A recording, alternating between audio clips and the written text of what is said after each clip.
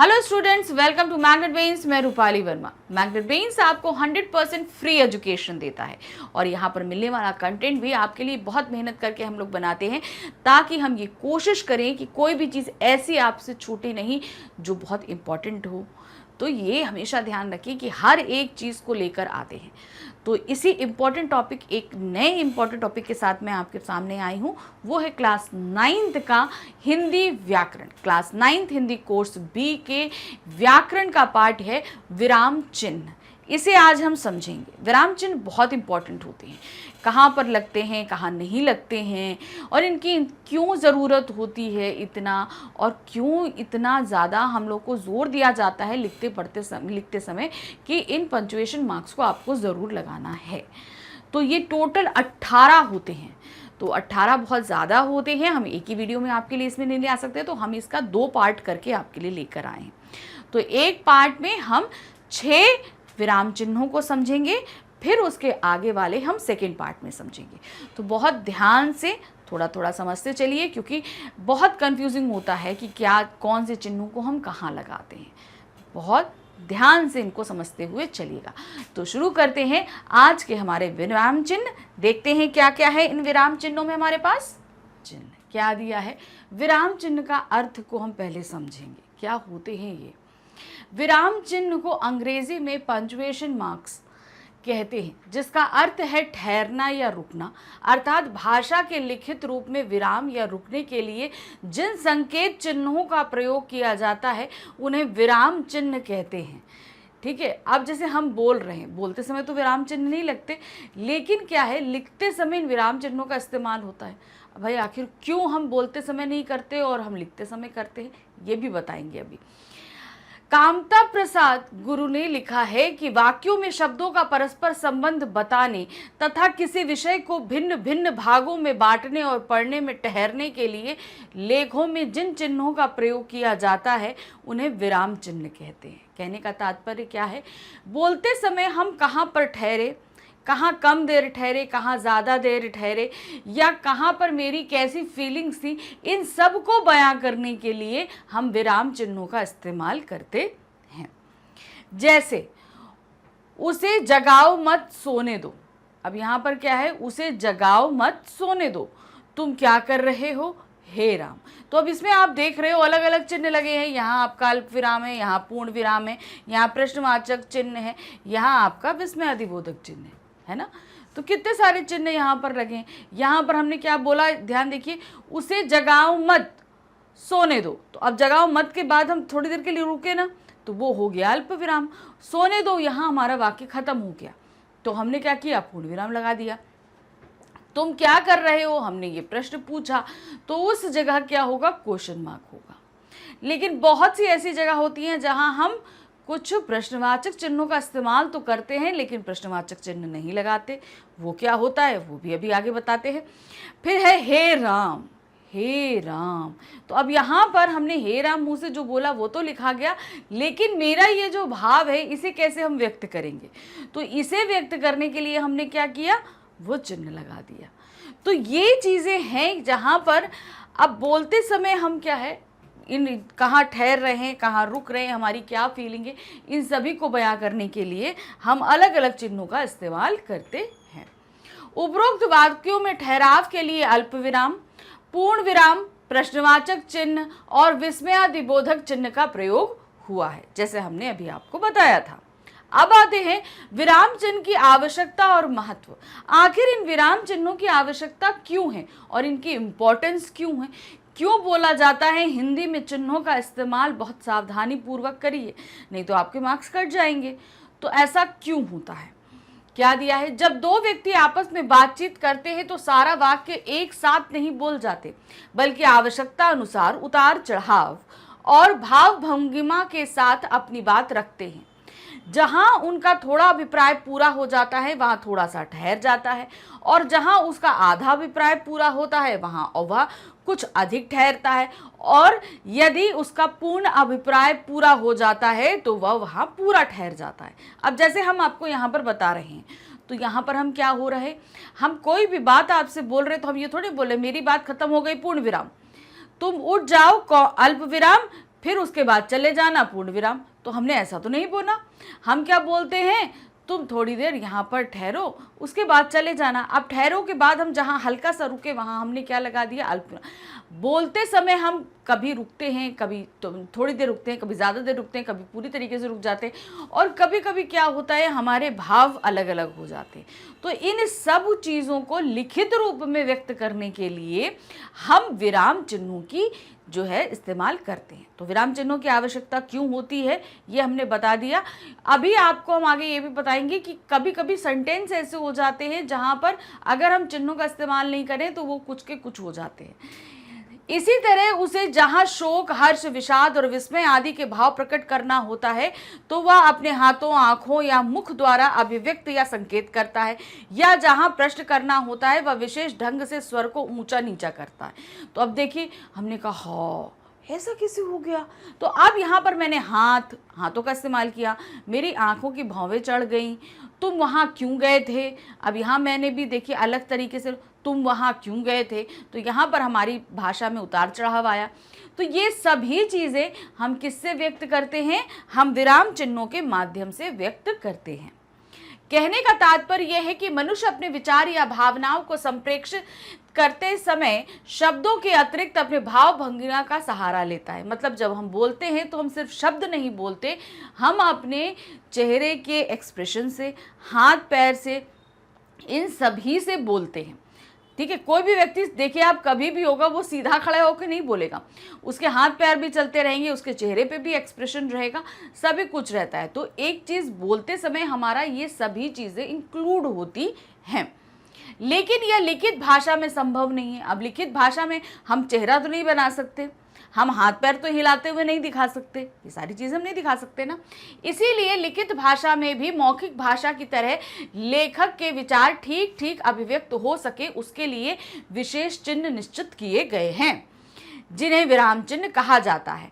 अब ये सारी भावनाओं को जब हम कॉपी पे लिखते हैं तब हम विराम चिन्हों का इस्तेमाल करते हैं, ताकि जिस व्यक्ति की बातों को, वक्तव्य को हम वहाँ लिख रहे हैं उसको हम एज इट इज बता सकें। इसके बिना लिखित भाषा में लेखक के अभिप्राय ठीक से व्यक्त नहीं हो सकते, इसीलिए विराम चिन्ह की आवश्यकता विश्व की सभी भाषाओं में पड़ती है। यदि इन चिन्हों का प्रयोग ना किया जाए तो भाव या विचार की स्पष्टता में रुकावट पैदा होती है।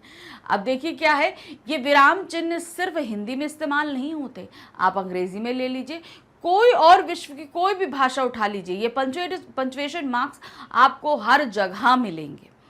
क्यों? क्योंकि ये हमारी भावों को व्यक्त करती है। हम भावों को शब्दों द्वारा तो व्यक्त करते हैं, लेकिन हम कहाँ रुक रहे हैं, किस तरीके से बोल रहे हैं, ये सभी हम इन पंक्चुएशन मार्क्स यानी कि विराम चिन्हों के माध्यम से व्यक्त करते हैं।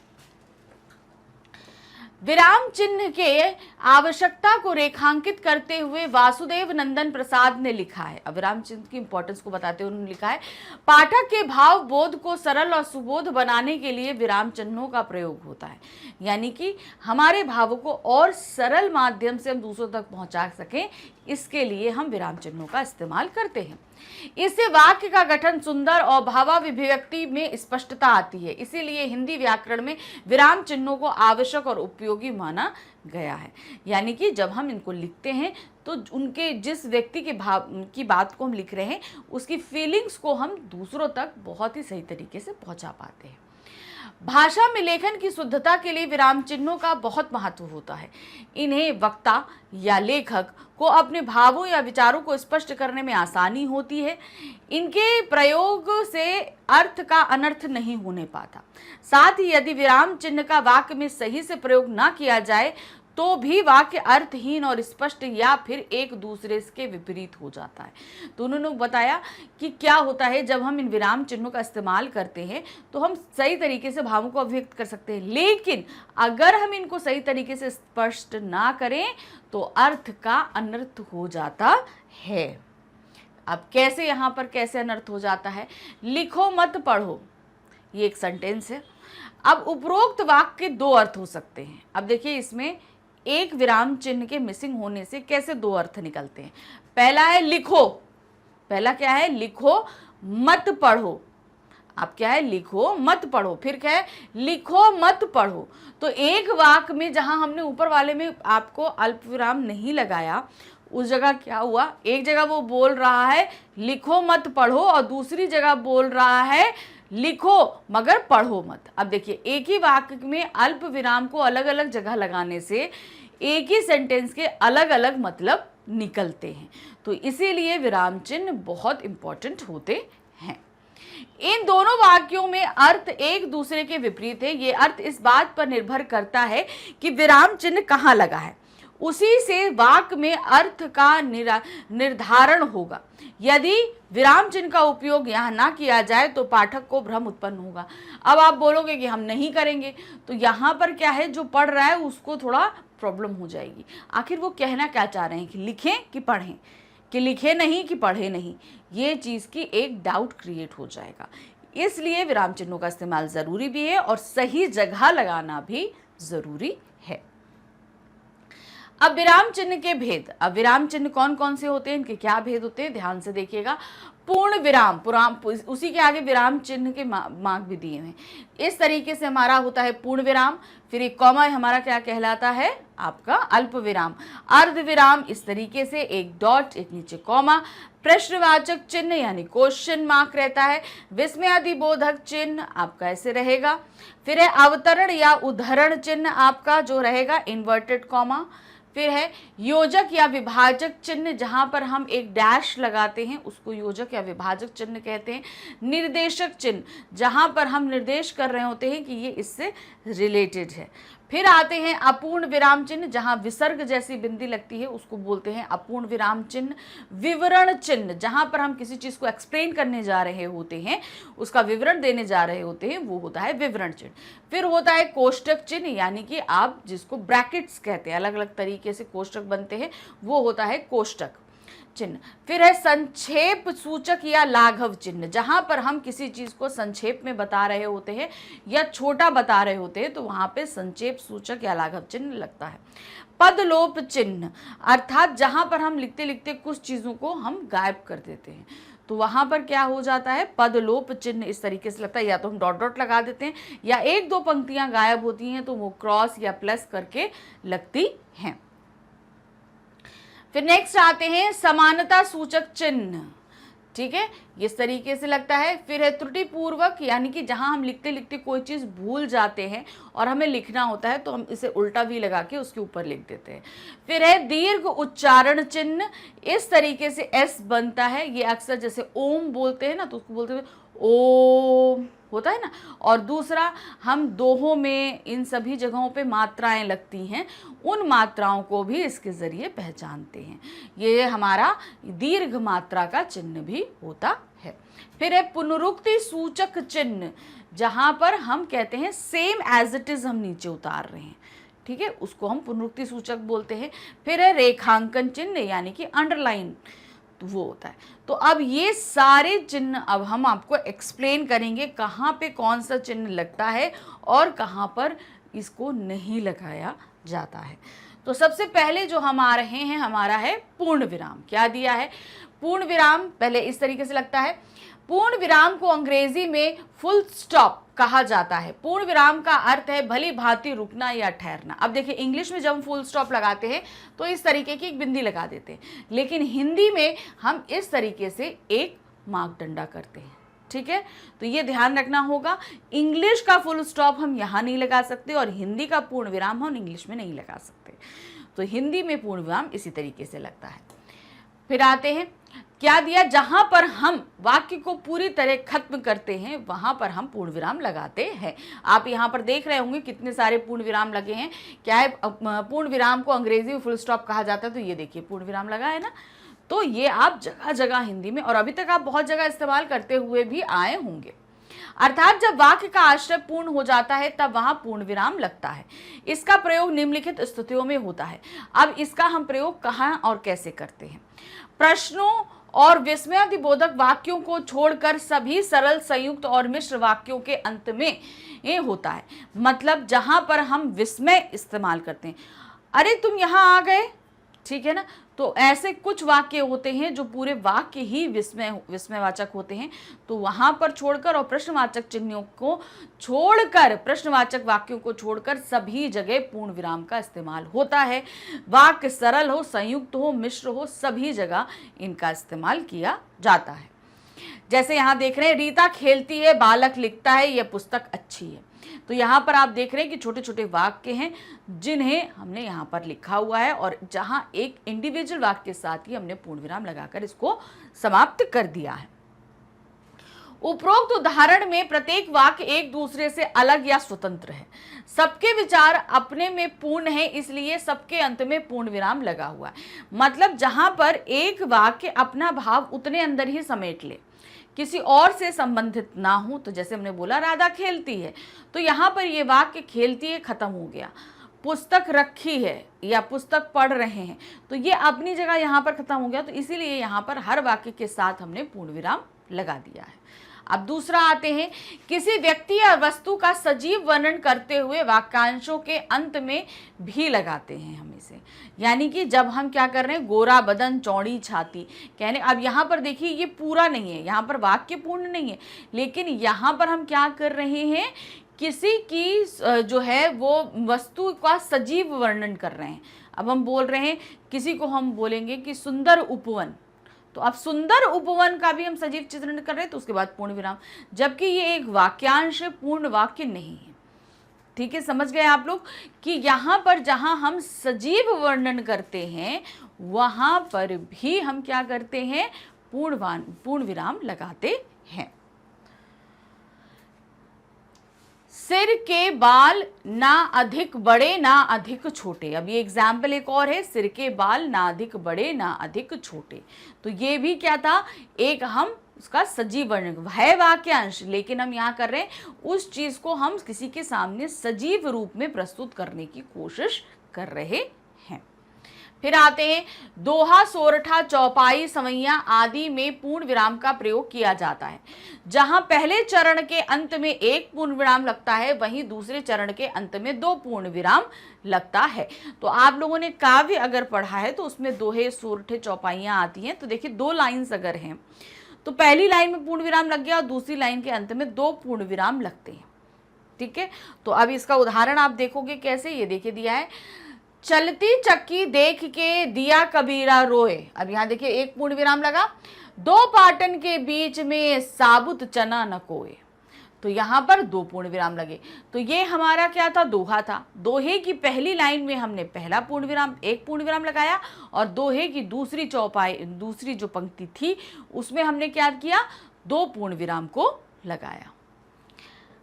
अब आते हैं नेक्स्ट, अप्रत्यक्ष कथन के अंत में लगाते हैं। अब अप्रत्यक्ष कथन क्या होता है, देखिए यहाँ बताते हैं, आपने अब तक बताया नहीं कि आप क्या खाने वाले हैं।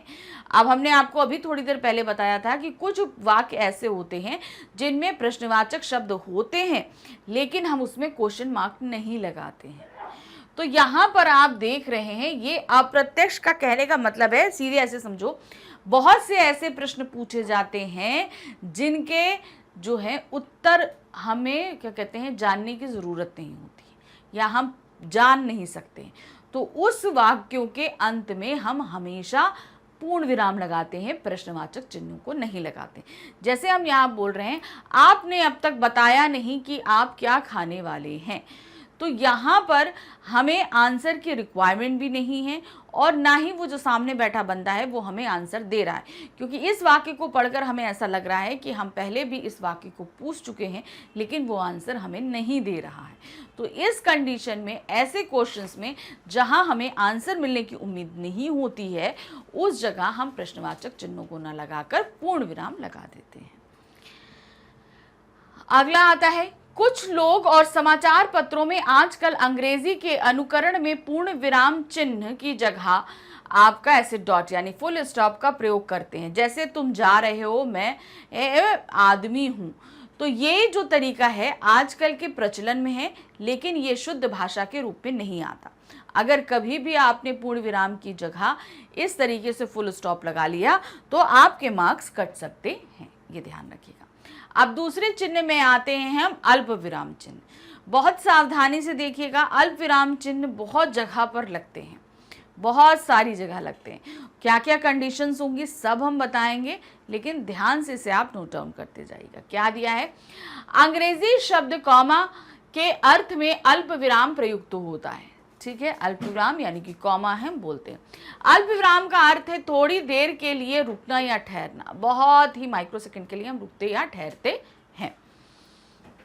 वाक्य में जिस स्थान पर बहुत ही कम ठहरना हो वहां अल्प विराम लगाया जाता है। सामान्यतः अल्प विराम प्रयोग निम्नलिखित स्थितियों में होता है। अब देखिए स्थितियां क्या क्या हैं, बहुत सारी स्थितियां, किन किन स्थितियों में हो रहा है उनको ध्यान देना है। पहली स्थिति है जहां एक तरह से कई पद, शब्द, वाक्यांश या वाक्य एक साथ आते हैं। कैसे आते हैं देखिए, जैसे रमेश, सुरेश, महेश, वीरेंद्र घूमने गए, तो यहाँ पे एक सारे नाम बहुत सारे आए, इसलिए हमने यहाँ इनके बीच में कॉमा लगाया। ये तो जनरल है, हम सभी लोग जानते हैं। युधिष्ठिर, अर्जुन, भीम तीनों कुंती के पुत्र थे, तो यहाँ 5 पांडवों में से 3 पांडव के नाम आए, जिनके बीच हमने यहाँ पर जो है अल्प विराम लगाया। फिर है खाओ, पियो और मौज करो, यहाँ पर 2 क्रियाओं के बीच हमने क्या किया, अल्प विराम लगाया। फिर है वह रोज आता है, पढ़ता है और चला जाता है। अब देखिए यहाँ पर 3 क्रियाएं हैं, 3 क्रियाओं में 2 के बीच अल्प विराम लगाया और 1 के बीच हमने समापन के लिए समुच्चय बोधक अव्यय लगाया। तो यहाँ पर क्रियाएं, वाक्यांश, जब वहां बहुत सारे पद या क्रियाएं, चीजें या चीजें संबंध कर रहे हों, तो उस जगह पर हम अल्प विराम का इस्तेमाल करते हैं।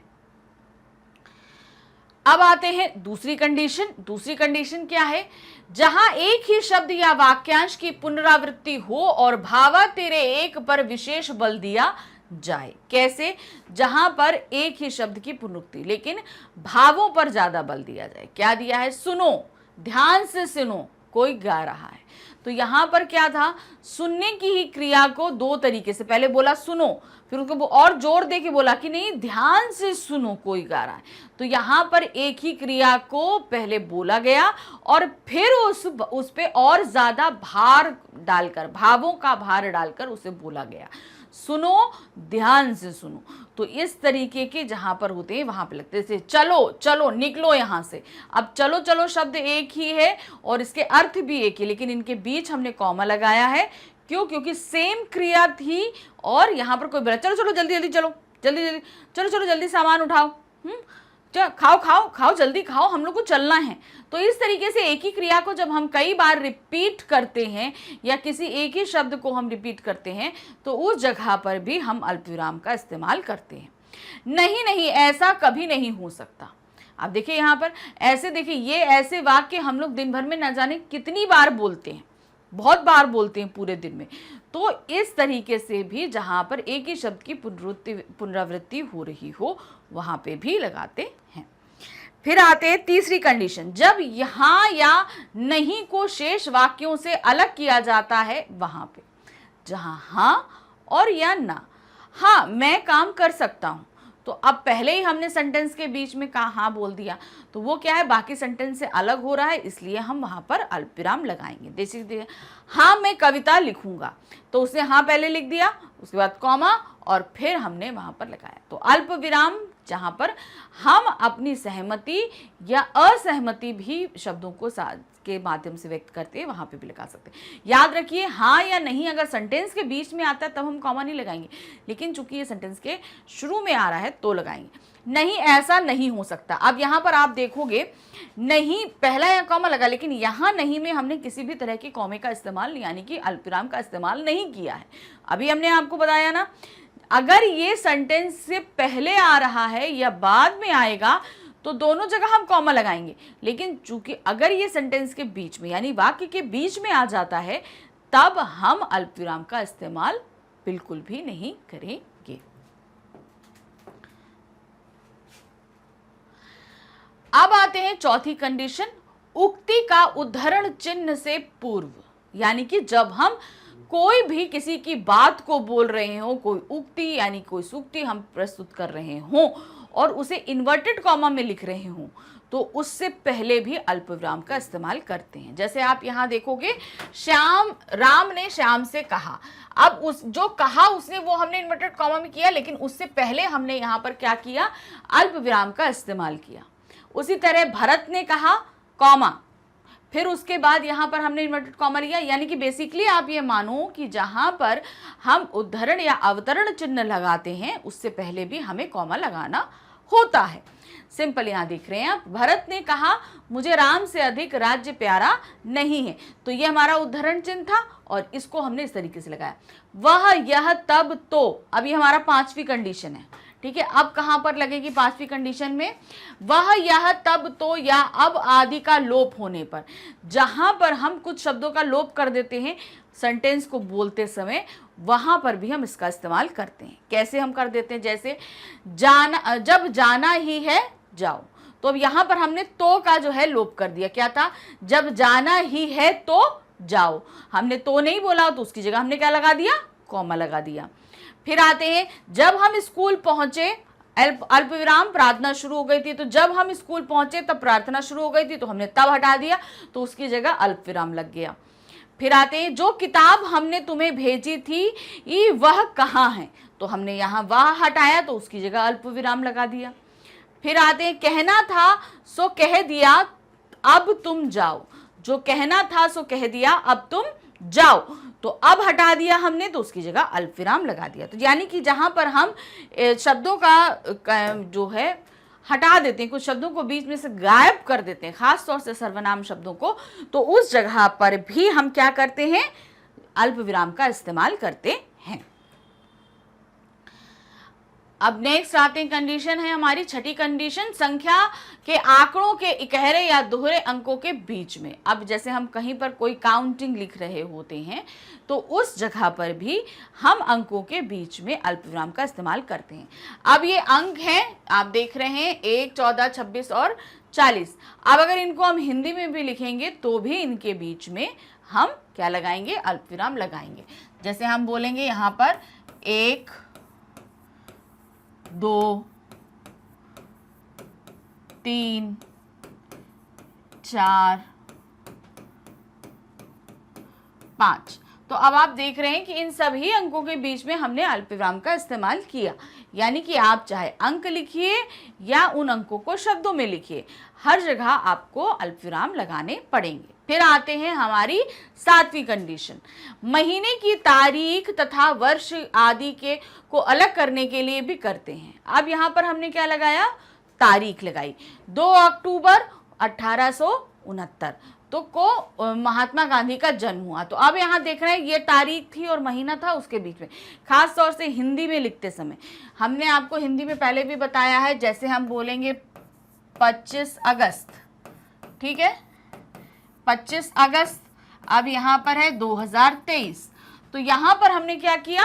तारीख और महीने को अलग करना। लेकिन अगर हमने यहाँ पे लिखा 25.अगस्त.2023, तो अब आप देख रहे हो इसको हमने यहाँ पर हमने नहीं लगाया, यहाँ पर हम क्या कर रहे हैं? फुल स्टॉप लगा रहे हैं, लेकिन यहाँ पर हमने कॉमा लगाया।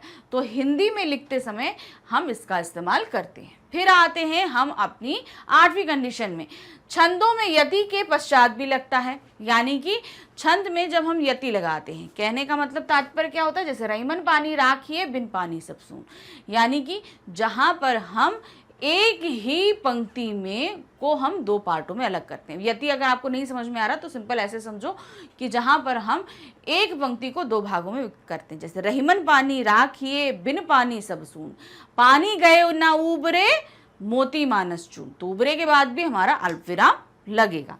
तो इस तरीके से हम ये कॉमा लगा रहे हैं। अगला हमारा नियम क्या आ रहा है इसमें? क्योंकि, बल्कि, परंतु, इसलिए, पर, किंतु, अपितु, अतएव, तभी जैसे आदि समुच्चय बोधकों के आरंभ होने वाले उपवाक्यों के पूर्व लगते हैं। यानी कि जहां पर भी हम 2 वाक्यों को जोड़ने के लिए आपस में इन अवयवों यानी कि समुच्चय बोधक अवयवों को लगाते हैं, उसको लगाने से जस्ट पहले हम अल्पविराम को लगाते हैं। जैसे देखिए, वह विद्यालय ना जा सका क्योंकि वह बीमार था। तो अब देखिए, क्योंकि के पहले हमने यहाँ पर अल्पविराम का इस्तेमाल किया। ध्यान रखिए, क्योंकि के बाद हमें नहीं करना है, उसके पहले करना है। ये थी। तो जब भी 2 सेंटेंस को आपस में आप जोड़ रहे हो, उस सेंटेंस में किसी भी अव्यय को लगा रहे हो, तो उससे पहले आप क्या लगाओगे? कॉमा लगाओगे। याद रखना और के साथ हम कॉमा नहीं लगाते हैं, ठीक है। फिर आते हैं, उसके सामने कोई विकल्प नहीं था अतः उसने पढ़ाई छोड़ दी। तो यहाँ अतः अव्यय था, इसके साथ हमने अल्पविराम यहाँ पे लगा दिया। फिर है, मेरी असफलता निश्चित थी परंतु के पहले अंतिम समय में आकर उन्होंने मेरी रक्षा करी। फिर क्या है देखिए, वह कर्ज नहीं लेता इसलिए सिर ऊंचा करके चलता है। तो आपने सभी देखा समुच्चयबोधक अव्यय जहां लग रहे हैं और को छोड़कर, वहां पर हमने क्या किया है, आपको उन अव्यय से पहले जस्ट हमने कॉमा को यानी अल्पविराम को लगाया है। ये ध्यान रखना है कि जब भी हम इनका इस्तेमाल करेंगे, इनके भी ये दो शब्दों को आपस में जोड़ रहे हों, मतलब सॉरी दो वाक्यों को आपस में जोड़ रहे होते हैं। अगला नियम है, समानाधिकरण संज्ञा और सर्वनाम शब्दों के बीच में, जैसे समानाधिकरण संज्ञा या आपके सर्वनाम शब्दों के बीच में लगाते हैं, जहां पे संज्ञा और सर्वनाम शब्द एक साथ। याद रखिए ये नियम है, संज्ञा और सर्वनाम शब्द साथ नहीं आते, लेकिन अगर कहीं आते हैं और उनके बीच में कॉमा लग जाता है तो वो सही हो जाते हैं। तो बिना कॉमा के हमें इस्तेमाल नहीं करना है। और कभी कभी क्या होता है, वो आते हैं तो वो हो जाते हैं सार्वनामिक विशेषण, जहां पर कॉमा नहीं लगता है। जैसे हम बोलते हैं यह मेरी पुस्तक है, तो उस जगह पर क्या हो जाता है, यहाँ पर हम क्या, एक हमारा यह शब्द जो है वो हमारा हो जाता है सार्वनामिक विशेषण और मेरी हो जाता है निजवाचक सर्वनाम। तो इस तरीके से आपको ध्यान रखना होगा। तो यहाँ क्या दे रहे हैं, मैं रंजन पांडे वादा करता हूँ कि, तो यहाँ पर आप देख रहे हैं मैं सर्वनाम है, रंजन पांडे संज्ञा है। अब इस जगह क्या है, समानाधिकरण है। समानाधिकरण का तात्पर्य हमारा क्या हुआ, मैं भी मैं हूं और रंजन पांडे भी मैं हूं, तो ये दोनों समान हुए ना। तो ऐसे वाक्यों में भी हम जो है अल्पविराम का इस्तेमाल करेंगे। नेक्स्ट आते हैं, समानपदी शब्दों को अलग करने के लिए करता है। समानपदी यानी कि जिनका वाक्य में समान अधिकार हो, कोई भी ऊपर या नीचे नहीं हो। जैसे यहाँ देख रहे हैं, राजीव अपनी संपत्ति, भूमि, प्रतिष्ठा और मान मर्यादा सब खो बैठा। तो अब जीवन में इन सभी चीजों का समान है। क्या चीजें है, संपत्ति, भूमि, मान, सम्मान, प्रतिष्ठा, इन सब का सबसे समान महत्व होता है। तो इन समान पदी का क्या हम करेंगे, इनके बीच भी अल्पविराम का इस्तेमाल करते हैं। फिर आते हैं, मध्य में किसी वाक्यांश या उपवाक्य को पृथक करने के लिए भी हम लगाते हैं। कोई वाक्यांश है, कोई उपवाक्य है, उसको भी पृथक करने के लिए लगाते हैं। जैसे देखिए क्या है, शिक्षा नीति बदल जाने से मैं समझता हूं परीक्षा परिणाम सुधरेगा। तो अब यहां पर देख रहे हैं शिक्षा नीति बदल जाने से, ये एक वाक्यांश है। फिर उसके बाद हमारा क्या है, उपवाक्य आ रहा है, मैं समझता हूं परीक्षा परिणाम सुधरेगा, ये हमारा दूसरा उपवाक्य है। तो इस तरीके से हमारा क्या हो रहा है, हमारा मुख्य उपवाक्य मैं समझता हूं, दूसरा हमारा क्या हो रहा है, संज्ञा उपवाक्य।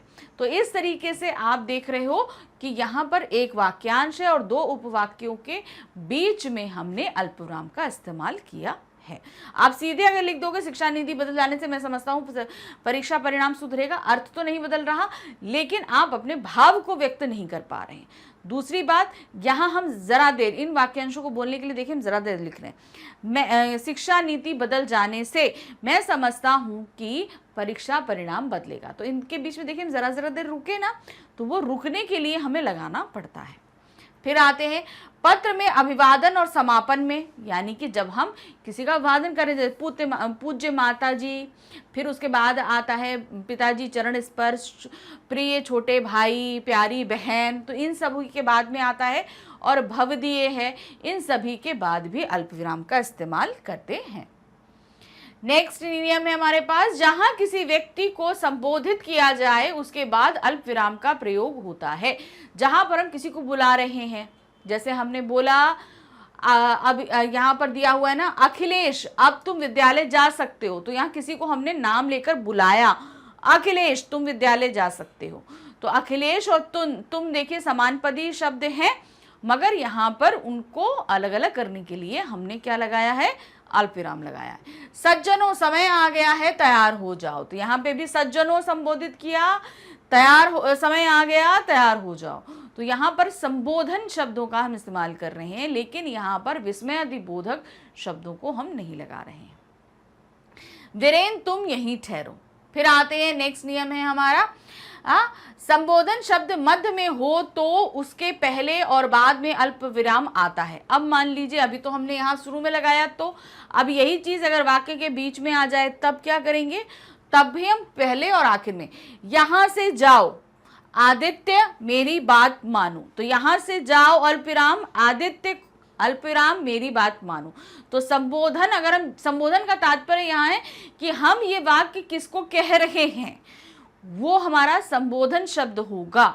तो अगर हमने बोला कि क्या कहते हैं, यहाँ बोलते हैं यहां से जाओ लड़कों मेरी बात मानो, तो लड़कों को हम संबोधित कर रहे हैं, तो लड़के भी हमारे किस में आएंगे, वो अल्पविराम के मध्य में आएंगे।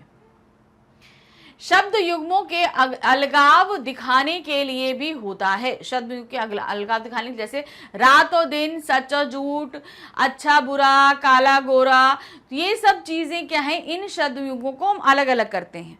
जैसे हम लोग व्याकरण लिखते हैं, व्याकरण में लिखना रात और दिन कॉमा, सच्चा झूठा कॉमा, तो वो सारी चीज़ों को भी हम अलग करने के लिए भी इस्तेमाल करते हैं। जैसे पर्यायवाची आप लिखते हो, जब पर्यायवाची लिखते हो, जैसे हम बोलते हैं यहाँ पर पृथ्वी, पृथ्वी तो भू अल्पविराम धरा अल्पविराम ऐसे लिखते हैं ना, जैसे यहाँ पर हम लिखते हैं ना भू धरा, है ना, धरती, तो इन सभी के बीच में हम अल्पविराम का इस्तेमाल करते हैं ना। तो यहाँ क्या कर रहे हैं, हम पदों को अलग अलग कर रहे होते हैं, और यहाँ पर युग्मों को अलग अलग कर रहे थे, युग्म मतलब जोड़ों को अलग कर रहे होते हैं। फिर है समानाधिकरण पदबंध उपवाक्यों के बीच में भी हम करते हैं, जो वाक्य में समान अधिकरण रखते हैं यानी समान भाग रखते हैं, और उपवाक्य हैं उनको भी अलग करते हैं। जैसे सवेरा हुआ सूरज निकला पक्षी चहचहाने लगे, तो सुबह का अगर हम वर्णन करते हैं, सवेरा हुआ, आसमान पर लालिमा छाई, चारों तरफ खुशहाली दौड़ी और पक्षी चहचहाने लगे, तो इस तरीके से ये समान पद थे, इनके बीच में हमने अल्पविराम का इस्तेमाल किया, और आखिरी पद से पहले हमने समुच्चयबोधक अव्यय को लगाकर वाक्य को अंत कर दिया। फिर है नेक्स्ट, प्रधान वाक्यों के बीच कोई आश्रित वाक्य आ जाने से भी हम करते हैं। जैसे यहाँ पर देख रहे हैं, यह लड़का आपने भी देखा होगा समझदार नहीं है, तो यहाँ पर हमारा क्या हुआ, ये एक आश्रित आया, आपने भी देखा होगा, ये आश्रित उपवाक्य है, किस पर आश्रित है किसी ये समझदार नहीं है पे, तो यहाँ पर हमने क्या दिया, इस आश्रित उपवाक्य के लिए भी अल्पविराम का इस्तेमाल किया। नेक्स्ट आते हैं, यहाँ पर क्या दिया, कुछ लोग की के बाद अल्पविराम लगाते हैं जो सही नहीं है, क्योंकि की स्वयं अल्पविराम है। आप ध्यान रखिए, जैसे बोला मैंने कहा कि, यहाँ पर क्या आया, मैंने कहा कि तुम जाओ, ठीक है, हमने ये एक सेंटेंस लिखा। कुछ लोग क्या करते हैं, की के बाद यहाँ पर अल्पविराम लगा देते हैं, ऐसा करना गलत है। क्या है, ऐसा करना गलत है, आप यहाँ पर की नहीं लगा सकते हैं, आपको यहाँ की बिल्कुल भी नहीं लगाना है, ये ध्यान रखना है। क्यों, क्योंकि की जो है ये ऑलरेडी जो है अल्पविराम होता है, ठीक है।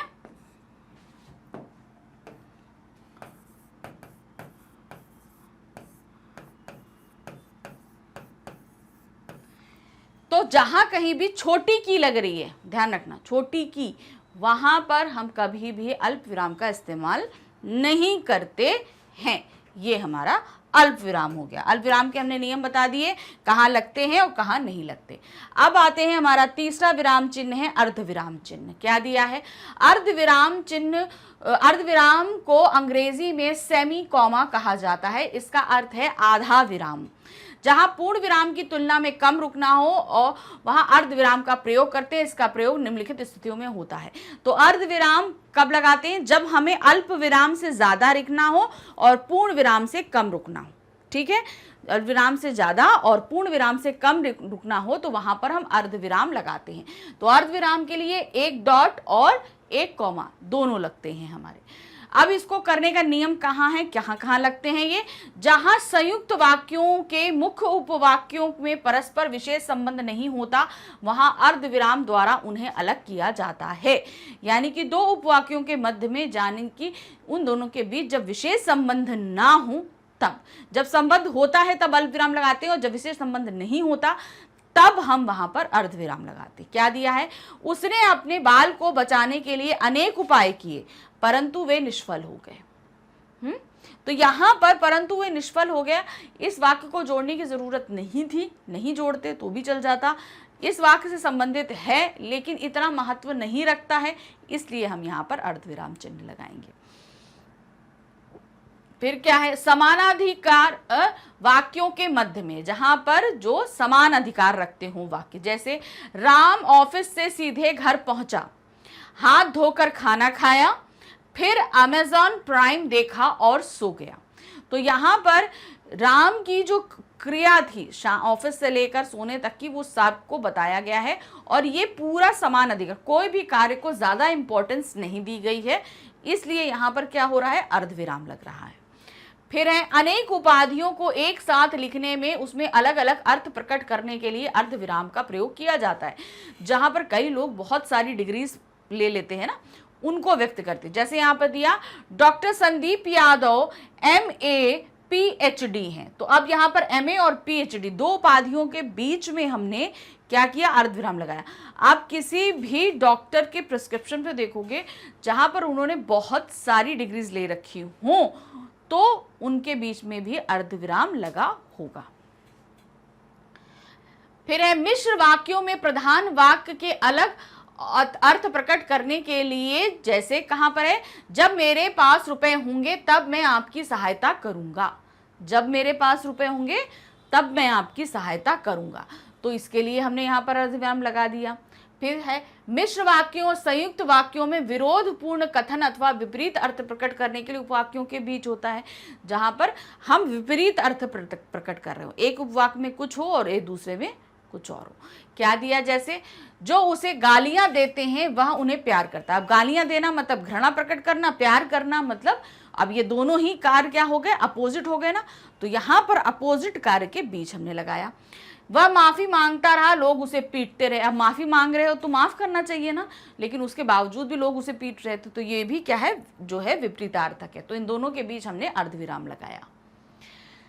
नियम के पश्चात आने वाले उदाहरण सूचक शब्द जैसे से पहले लगता है। आप जहां पर देख रहे हैं, जैसे हमने बोला वाक्य के अंत में पूर्ण विराम लगाते हैं, अब आप यहां पर अर्धविराम देखोगे, फिर उसके बाद जैसे वह गीत गाता है, तो यहां पर ये जो उसके पहले हमने लगाया, हर जगह आप जैसे से पहले देखते हैं वहां पर लग रहा हो, जैसे यहां देखिए हमने लिया है, तो सब जगह जैसे से पहले जो है, जैसे जहां लिख रहे हो उससे पहले अर्धविराम लगेगा।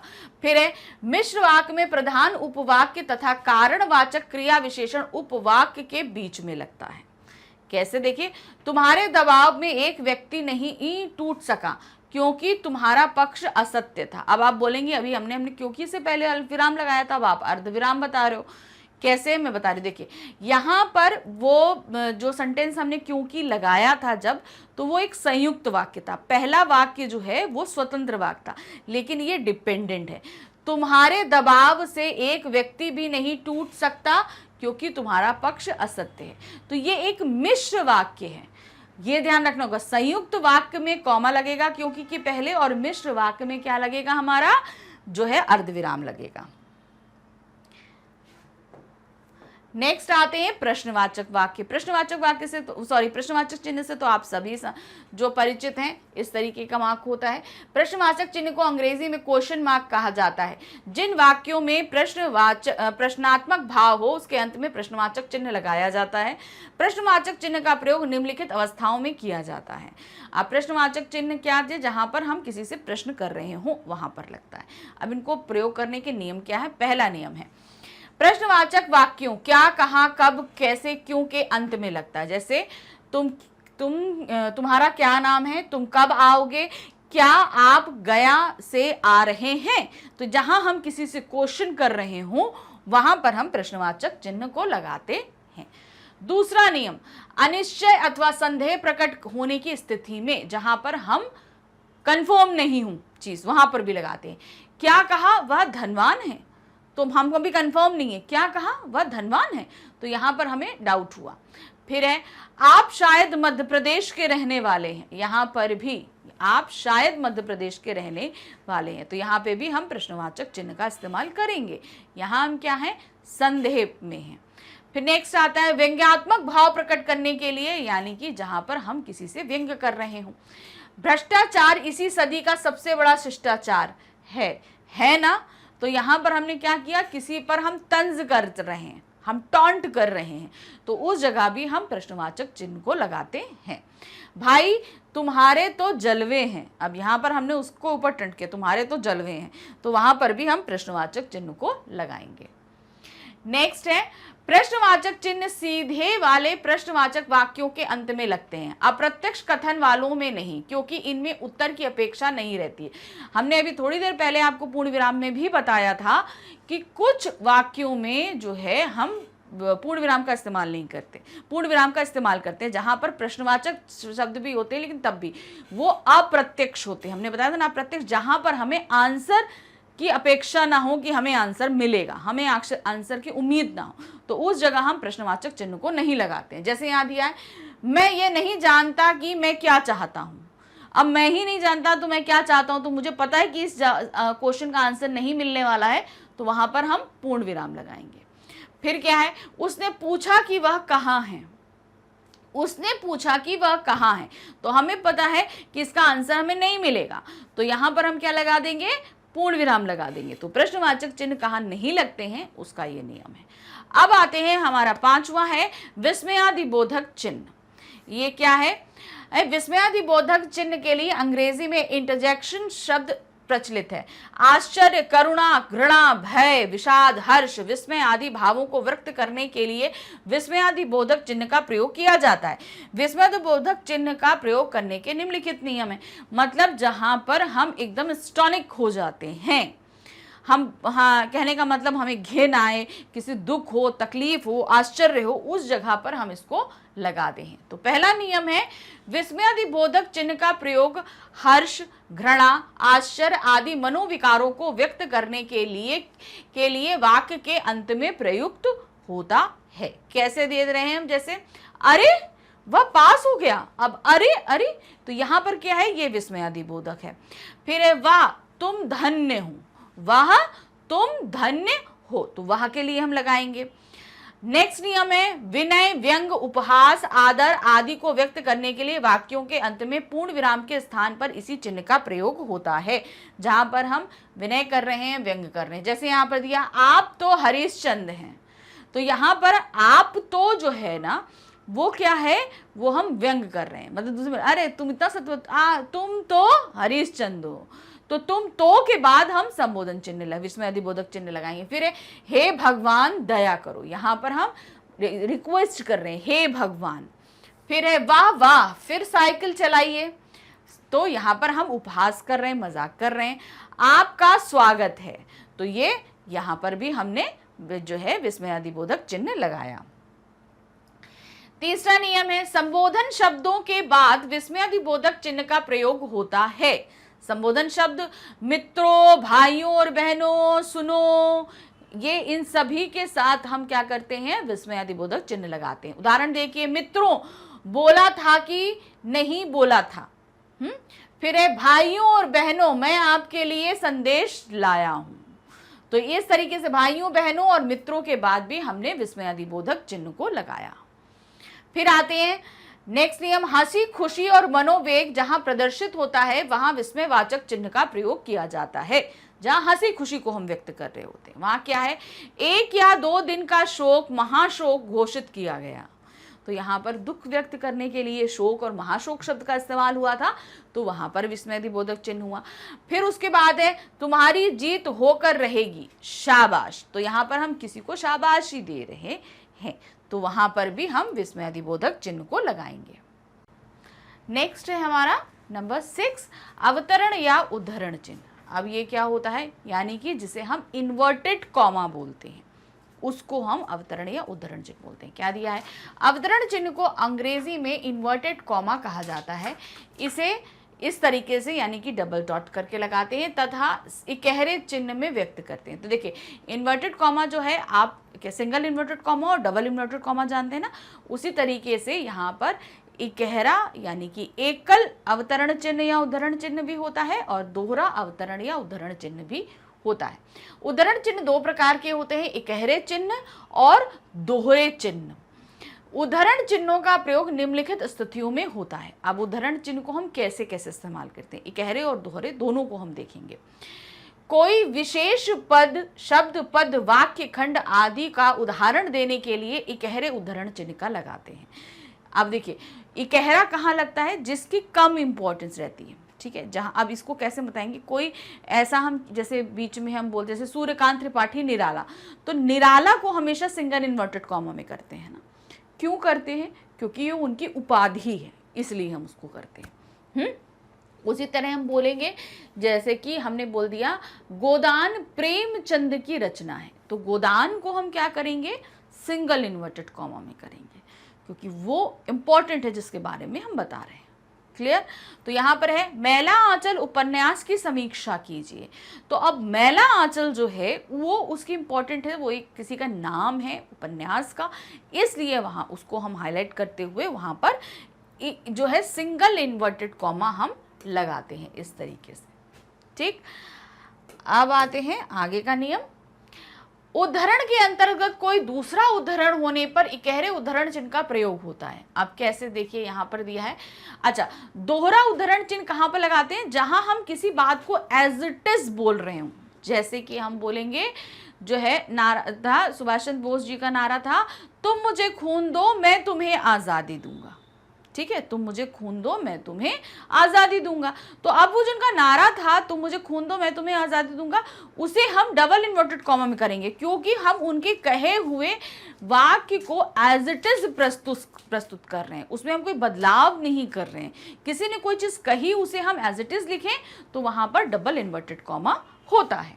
तो यहाँ पर जैसे दिया है, क्या दिया है, डॉक्टर वर्मा ने कहा निराला जी की कविता वह तोड़ती पत्थर बड़ी मार्मिक है। तो वहां पर हमने क्या किया, इसको हमने कर दिया डबल। किसी की किसी भी बात को हम एज इट इज बोलेंगे। जैसे माँ ने कहा पानी ले आओ, तो माँ ने कहा कॉमा इन्वर्टेड कॉमा स्टार्ट, पानी ले आओ पूर्ण विराम अवतरण चिन्ह क्लोज। तो ये जो माँ के जो शब्द थे एज इट इज हम अगर लिखेंगे तो हम उसे क्या करेंगे, डबल इन्वर्टेड कॉमा में। जब किसी वाक्य अवतरण या कथन को ज्यों का त्यों उद्धत करना होता है तब दोहरे उद्धरण चिन्ह का प्रयोग करते हैं। जैसे दिया है, सरदार पूरन सिंह का कथन है, हल चलाने वाले और भेड़ चराने वाले स्वभाव से ही साधु होते हैं। तो अब सरदार पूरन सिंह ने जो चीज कही उसे हमने एज इट इज लिखा, तो उसे क्या कर दिया, इन्वर्टेड डबल दोहरे अवतरण चिन्ह में। फिर है साहित्य राजनीति के आगे चलने वाली मशाल है प्रेमचंद। तो ये प्रेमचंद का कथन था, साहित्य राजनीति के आगे चले मशाल, तो उनके कहे हुए शब्दों को हमने एज इट इज लिखा, इसलिए हमने इसे क्या किया, डबल इन्वर्टेड कॉमा यानी कि दोहरे उद्धरण चिन्ह को लगाया। नेक्स्ट आते हैं पुस्तक, समाचार पत्र, शीर्षक, उपनाम आदि में भी इकहरे उद्धरण चिन्ह का प्रयोग किया जाता है। जैसे अभी हमने बताया था सूर्यकांत त्रिपाठी निराला, तो उपाधि थी। अब यहाँ पर जैसे रामचरितमानस एक धार्मिक ग्रंथ है, तो यहाँ पर रचना का नाम है रामचरितमानस, तो उसे हमने इकहरे में जो है लगाया, इकहरा अवतरण चिन्ह लगाया। फिर है दैनिक जागरण एक हिंदी दैनिक पत्र है, तो दैनिक जागरण पत्र का नाम था, तो उसे हमने इकहरे अवतरण चिन्ह में लगाया। फिर है मुझको ना मिला रे प्यार, कविता का प्रतिपाद्य लिखिए, तो कविता का क्या था, मुझको ना मिला रे प्यार, उसे हमने इकहरे में लगाया। फिर है गजानंद माधव मुक्ति बोध हिंदी के प्रमुख कवि हैं, तो गजानंद माधव मुक्ति बोध क्या है, वो नाम है कवि का, तो उसे हमने इकहरे में लगाया। तो इकहरे और दोहरे का मतलब आपको समझ में आ गया ना, जहां पर आपको उपाधियां, पुस्तक रचनाओं के नाम, किसी का नाम कहीं पर भी हो तो उसे हाईलाइट करने के लिए हम क्या करते हैं, इकहरे को लगाते हैं। और जहां पर किसी के कहे शब्दों को एज इट इज लिखते हैं वहां पर हम क्या करते हैं, दोहरे अवतरण चिन्ह को लगाते हैं। तो इस तरीके से यहाँ पर जो हमने अभी ये छठा, अभी ये टोटल 18 हैं, तो 6 तक हमने आपको क्लियर कर दिया। इस 6 तक हमारा यहाँ पर विराम चिन्ह का पार्ट 1 समाप्त होता है, क्योंकि भाई बहुत सारे हैं तो इसे हम आपके लिए 2 पार्ट में लाए हैं। तो अब हम इसके आगे के जितने भी विराम चिन्ह हैं वो पार्ट 2 में देखेंगे। ध्यान से देखिए, पार्ट 1 था ये हमारा 6 तक, अब पार्ट 2 हम देखेंगे आपने आगे में। तो अभी तक जितना भी हमने आपको कराया है ये आपको मिल जाएगा हमारे चैनल मैग्नेट ब्रेन्स पे। तो यहाँ पर जब आप आएंगे तो इस तरह का आपको पेज मिलेगा। यहाँ पर आप आते ही CBSE K-12 इंग्लिश को क्लिक करेंगे। क्लिक करते ही आपका क्लास आएगा। क्लास में यहाँ पर आप देख रहे हो क्लास 9th लिखा हुआ है। इसे क्लिक करते ही 9th में पढ़ाए जाने वाले सभी सब्जेक्ट्स आपके सामने हैं। बस आपको हिंदी ग्रामर देखनी है। कहाँ पर है? Hindi grammar. Hindi grammar click करेंगे तो ग्रामर के सभी टॉपिक आएंगे। तो ये जहाँ हमने विराम चिन्ह कराया है आपको यहीं पर मिलेगा, और बस आपको विराम चिन्ह क्लिक करना है। क्लिक करते ही आपका वीडियो इस तरीके से स्टार्ट हो जाएगा। वीडियो देखिए, विराम चिन्ह के जो 6 पार्ट अभी हमने कराए हैं उनको अच्छे से क्लियर करिए। आगे हम नेक्स्ट यानी पार्ट 2 में इसके आगे वाले पार्ट लेकर आएंगे। Thank you for watching. Bye bye.